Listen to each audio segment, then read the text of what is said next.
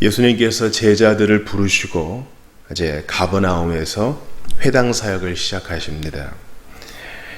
가버나움은 이제 갈릴리에서 큰 어촌 도시 중 하나입니다. 그래서 사람들이 좀 모여 있는 그 회당에서, 이 회당은 예배와 가르침의 공간이죠. 바벨론으로 잡혀간 유대인들이 이제 성전이 없으니까 그들의 예배와 가르침의 기관으로서 회당을 세웠습니다. 그 회당이 그 이후로도 계속 남았는데 예수님은 안식일에 회당에서 가르치시는 사역을 하셨다는 겁니다. 회당에서는 누구든 랍비 중 자원하는 사람이 거기서 말씀을 강론할 수 있었습니다. 예수님은 당대의 문화 관습, 종교 관습을 완전히 뒤엎지 않으시고 그것을 이용하셨습니다. 이것이 사도들의 전도 방법이기도 했지요. 우리말 번역에는 잘 드러나지 않지만 곧 안식일에는 안식일들에 이렇게 번역할 수 있습니다. 즉, 한 번 회당에 들어가서 강론하신 것이 아니라 안식일마다 가버나움 회당에서 하나님 말씀을 읽고 가르치셨다는 것입니다. 그런데 이제 거기서 일어난 사건이 있어요. 먼저는 사람들이 예수님의 가르침에 놀랐고, 두 번째는 그 회당 가운데 있던 귀신 들린 사람이 소리 질렀고 주님이 그를 고쳐주셨다는 겁니다. 먼저 사람들이 예수님의 가르침에 놀랐다는 것을 좀 주목해 보시죠. 무사람이 그의 교훈에 놀라니 이는 그가 가르치시는 것이 권위 있는 자와 같고 서기관들과 같지 아니함일러라.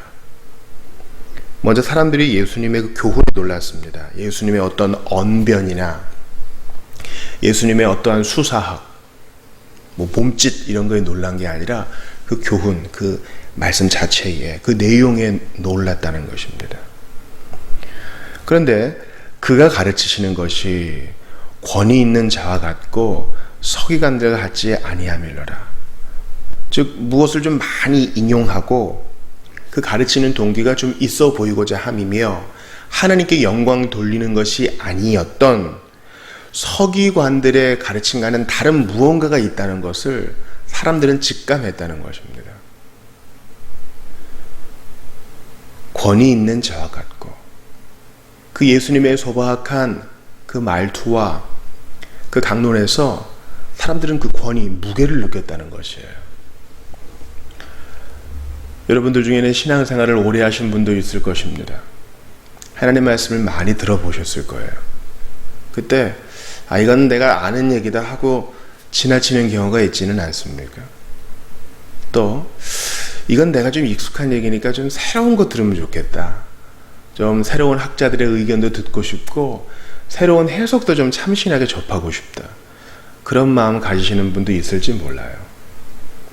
그러나 하나님 말씀을 듣는 이 설교의 시간은 어린아이부터 늙은이에 이르기까지, 교육을 많이 받은 사람부터 많이 받지 못하는 사람까지 다 함께 주의 말씀을 듣는 시간입니다. 그래서 각종 인용구들이 난무한 그런 설교는 차라리 세미나 발표에 가깝습니다. 그것이 필요 없다는 것은 아니고요. 중요한 것은 이것입니다. 우리도 권위를 느끼는가? 이렇게 항변하실 분이 있을지 몰라요. 우린 예수님이 아니잖아요. 그 가르치시는 것이 권위 있는 자와 같다 그랬는데 이거 예수님 얘기잖아요. 맞아요. 우리 예수님이 아니죠. 설교자들은 예수님이 아니죠. 그러나 설교자들이 다루고 있는 그 말씀의 소스는 바로 하나님의 말씀, 예수님의 가르침입니다. 설교자들의 언변이나 각종 인용구 때문에 권위를 느끼는 것이 아니라 그가 의지하고 있는 본문이 하나님 말씀이기 때문에 우리는 권위를 기대할 수 있어야 됩니다. 저는 목회를 하면서 변치 않고 붙드는 것이 있습니다. 바로 신자들은 안다는 거예요. 오늘 예배 때 권위가 있었다. 하나님의 임재가 느껴졌다. 하나님께서 우리 영혼에 말씀하셨다. 우리 옛날 또 선조들은 다녀가셨다 이런 표현도 썼거든요. 그 권위. 그리고 저를 비롯한 여러분께 모두 질문하고 싶습니다. 마지막으로 하나님 말씀에서 그 견딜 수 없는, 저항할 수 없는 권위감을 느껴보신 적이 언제입니까? 그거 없이는 우리는 제대로 믿음 생활 할 수 없습니다. 교양 생활 아니거든요. 그저 한두 마디 좀 배웠다, 한 수 배웠다, 그건 서기관들의 가르침으로도 가능합니다. 그러나 그 권위, 삶을 통째로 바꿔버리는 그 힘, 그 느끼지 못했다면 우리에게 문제 있는 거예요. 후에도 말씀드리겠지만 그 21절부터 이제 회당 사역 끝날 때까지 이렇게 보면은 예수님께서 뭐 귀신도 쫓아주시고 권위 있는 가르침도 전하셨는데 사람들이 뭐 회심하고 회개하고 예수를 따랐다, 뭐 그런 말은 없어요. 그냥 소문이 퍼졌다 이 정도 얘기만 있죠. 그리고 사람들이 다 예수님을 찾아오죠. 뭐 죽기도 하시고 이러니까. 근데 예수님은 딴 데 가자 이렇게 하세요. 그러니까 지금 이런 사역으로 진정한 회심이 아직 일어나지 않는 거예요. 그러니까 우리가 이 권위 있는 가르침에서 몇 가지를 좀 돌아봐야 되는데 시간이 없어서 우선 좀 넘어갑니다. 그러나 꼭 기억할 것은 내가 하나님 말씀을 권위 있게 받는가, 우리 마음 자세가 어떤가, 이걸 좀 돌아봐야 되고, 두 번째, 권위 있는 말씀을 받았다 하더라도 내 마음이 상당히 울렸고 감동이 있었고 눈물이 있었다 해도 삶이 바뀌는 거랑은 또 다른 문제라는 거죠. 착하고 좋은 마음으로 하나님 말씀을 받고 지켜 행해야 진정한 변화가 일어나는 것입니다. 근데 사람들은 그저 놀라는 것으로 끝나는 경우가 많아요. 우리도 그렇고요. 제가 주일 지나고 신방할 때마다 신자들에게 물어봐요. 주일 말씀 뭐 기억나세요? 이러면 곰곰이 생각하는 경우가 종종 있어요. 얼마나 현대인들이 바쁩니까? 그러나 마귀는 우리에게 묵상을 빼앗아가고 그냥 놀란 것에 만족하게 하고 또 그 이전에 권위감도 못 느끼게 해서 우리를 그저 그냥 기력 없는 그리스도인으로 남겨두려고 할 때가 얼마나 많은지 몰라요. 그 마귀가, 그 귀신이 어떤 일을 하는지 또 보시죠. 마침 그들의 회당에 더러운 귀신 들리는 사람이 있어. 소리질러 이르되. 지금 귀신 들린 자가 어디에 있어요? 회당 안에.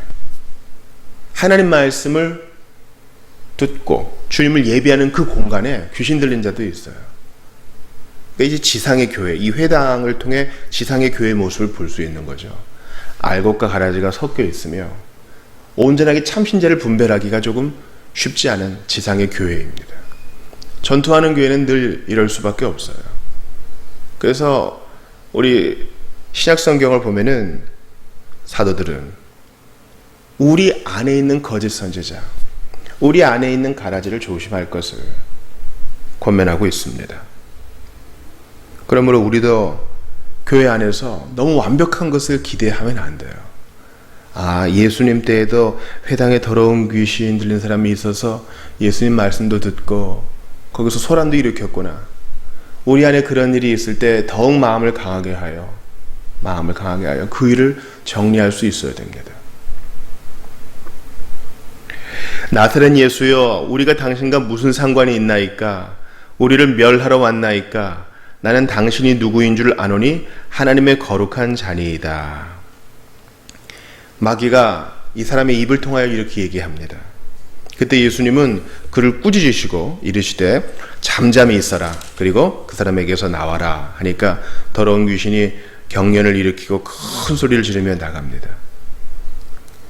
즉 예수님의 가르침을 보고 예수님의 죽기를 보고 사람들이 뭐라 그래요? 서로 물어 이르되 이는 어찌미냐 권위 있는 새 교훈이로다. 더러운 귀신들에게 명한즉 순종하는도다. 사람들이 예수님의 죽기 현장을 봤습니다. 그래서 사람들이 좀 놀라고 소문이 퍼지죠. 이런 기사를 보면서 어떤 현대 그리스도인들은 우리도 예수님의 이 일을 하자 그러면서 열심히 자기가 죽기를 합니다. 이런 퇴마사는 로마 가톨릭 교회에도 아직까지 남아 있습니다. 근데 우리 개신교 전통에는 퇴마사가 없어요. 왜냐하면 귀신을 쫓아내는 것은 하나님의 아들의 일이었고요. 하나님의 아들이 이 땅에 오신 것은 마귀의 일을 멸하려 하심인데 너희도 이와 같이 하라 라고 예수님은 말씀하지 않으셨어요. 더러운 귀신 들린 자 있습니다. 그러나 주님께서는 십자가 사약으로 마귀의 머리를 짓이기셨고 또한 이렇게 더러운 귀신 들린 자 안에는 의학적으로도 치료가 가능한 사람들이 있어요. 하나님께서 의학의 발전을 허락하셨기에 그에게 그런 방법을 동원해야 마땅한데 내가 죽기를 하겠다고 이상한 방법을 써서 그 사람의 형편이 더 나빠지는 경우를 본 적이 많습니다. 그러므로 우리는 회당에서 예수님의 말씀을 강론하실 때 이런 일이 일어났고 또 이 일이 해결됐다는 것을 기억하면서 하나님 말씀을 앞세워야 되겠습니다. 건전한 상담과 또한 장로들의 신방, 그를 위한 간절한 기도, 하나님께서 허락하신 현대의학을 적절히 사용하여 교회 안에 이렇게 귀신 들린 자, 또 여러 가지 정신적 질병에 걸린 자들을 도와주어야 할 것입니다. 만약에 예수님이 죽게 하셨으니 나도 하겠다 했다면 예수님이 모든 사역을 우리에게 적용해야 돼요. 예수님이 30살에 공생에 시작하셨으니 나도 30살에 하겠다. 예수님이 공생의 전에 목수일을 하셨으니 나도 목수일을 하겠다. 예수님께서 갈릴리 촌에서 하나님 나라 사역을 시작했으니 나도 그거 해야 되겠다. 우리가 그렇게 대입할 수는 없는 것입니다. 그러므로 귀신을 쫓아드립니다. 나는 귀신 쫓는 사역을 합니다. 하는 이런 무리들을 조심해야 합니다. 마귀는 하나님의 아들 예수님을 알아보았고 나는 당신이 누구인 줄 아노니 하나님의 거룩한 자이십니다. 이렇게 얘기했어요. 우리가 이런 언급을 볼 때 야, 참 귀신 대단하다. 사람들은 모르는데 귀신은 아는구나. 야, 귀신은 참 많이 아는구나. 그렇게 생각할 수 있어요. 귀신은 편지하지 않습니다. 그러니까 편만하게 알지 못해요. 그도 피조물입니다. 아울러서 그는 편재, 모든 곳에 있지도 못합니다. 이 귀신 들린 사람 안에 있다가 쫓겨나면 밖으로 가야 되잖아요. 그가 영체이지만 그는 모든 곳에 있지 못합니다. 우리가 귀신에게 너무나 많은 능력을 돌려서는 안 된다고 했어요. 창세기 3장에서 이 마귀가 뱀의 모습을 하고 하와에게 접근해서 얘기를 하죠. 그 말은 하와가 지금 뭘 알고 있는지 모르는 거예요, 귀신은. 마귀는 교묘하게 대화해서 그를 꼬드겨서 모든 거 다 먹지 말라 그랬어? 너네 하나님이? 정말 죽는다 그랬어? 계속 이렇게 유도신문을 합니다. 하와 속에 있는 걸 모르는 거예요. 그러므로 하와는 아니다 하고 딱 끊어버려야 되는데 어설프게 제대로 알지도 못한 상태에서 하나님 말씀을 자기 것으로 채워하지 못한 상태에서 마귀와 상대하다가 넘어진 거예요. 그러므로 예수님의 죽기를 나도 해야 되겠다 이렇게 덤비는 것은 옳지 않습니다. 교회의 장로들을 청하여 그에게 기름을 붓고 기도하라고 하셨지 너도 똑같이 하라 이렇게 말씀하지 않으셨습니다. 이 본문이 말하고자 하는 것은 우리도 귀신 쫓아야 된다. 우리도 다 예수님처럼 권위 있는 말씀해야 된다. 그것이 아니라 예수님이 귀신을 다스릴 수 있는 능력 있는 자라는 것을 오늘 본문이 말해주는 겁니다. 꾸짖어 이르되 잠잠히 있으라. 그리고 그 사람에게서 나오라 하니까 귀신은 두말하지 못하고 쫓겨나옵니다. 귀신이 능력 있어 보여도 하나님의 허용하심 안에서만 까불 뿐이에요. 그 수가 정해져 있습니다. 사랑하는 여러분, 오늘 말씀을 정리합시다. 예수님은 이렇게 대단한 쇼를 보여주기 위해 이 땅에 오신 것이 아니라 오늘 1장 38절에서도 말씀하신 것처럼 가까운 마을들로 가자. 거기서도 전도하리니 내가 이를 위하여 왔노라. 주님은 하나님 말씀 가르치시고 교훈을 전해주시고자 왔어요. 그 예수님은 십자가에 못 박히셔서 죽임 당하시고 부활하셔서 승천하셨죠. 그러나 우리는 그냥 남겨져 있지 않아요. 왜요? 성령이 보내셔서 그 진리의 영이 오늘도 그 전도의 가르침, 진리의 가르침을 새롭게 깨닫게 하시거든요. 그 가르침이 있는 곳에 각성이 일어나고 그 말씀이 있는 곳에 귀신이 쫓겨가고 그 말씀이 있는 곳에 새로움이 일어납니다. 그래 오늘도 성령님을 의식하면서 이 성령 사역으로 말미암아 모든 사람을 억압하고 있는, 또 신자를 유혹하고 있는 귀신의 세력이 억압되고 하나님의 백성들이 큰 즐거움 가운데 주님의 뒤를 따르기를 원하는 것입니다. 온 갈릴리로 다니시며 그들의 여러 회당에서 전도하시고, 우리 예수님이 하나님의 말씀을 높이셨으니 우리도 이 말씀을 중히 여겨야 됩니다. 오늘 하루를 시작하시죠. 말씀을 읽고 묵상하세요. 하나라도 지키려고 애를 쓸 때 주의 성령께서 우리를 도우실 것입니다. 나는 그리스도인인데 하면서 성경 안 읽는 그리스도인이란 없어요. 그런 존재가 있을 수 없습니다. 하나님의 말씀을 읽고 하나라도 순종하려고 발버둥 칠 때 주님은 우리를 정결케 하시고 우리를 유혹하는 모든 귀신의 세력을 물리쳐 주시며 다른 사람 돕는 사람으로 세우실 것입니다. 귀신의 일들을 멸하기 위하여 십자가에서 무참히 살해되신 예수님은 죽어보신 경험이 있어요. 너무 힘들어 죽을 것 같아요 하는 우리를 동정할 수 있습니다. 죽어봤기 때문에, 고통을 당해봤기 때문에 마귀의 일을 멸하신 예수님을 믿으시고 오늘도 그분께서 가져다 주신 자유와 기쁨을 빼앗기지 않으시기를 바랍니다. 우리 기도합시다. 하나님 감사합니다. 하나님의 독생자 예수 그리스도, 예수님 찬양합니다. 너무나 주님이 좋습니다.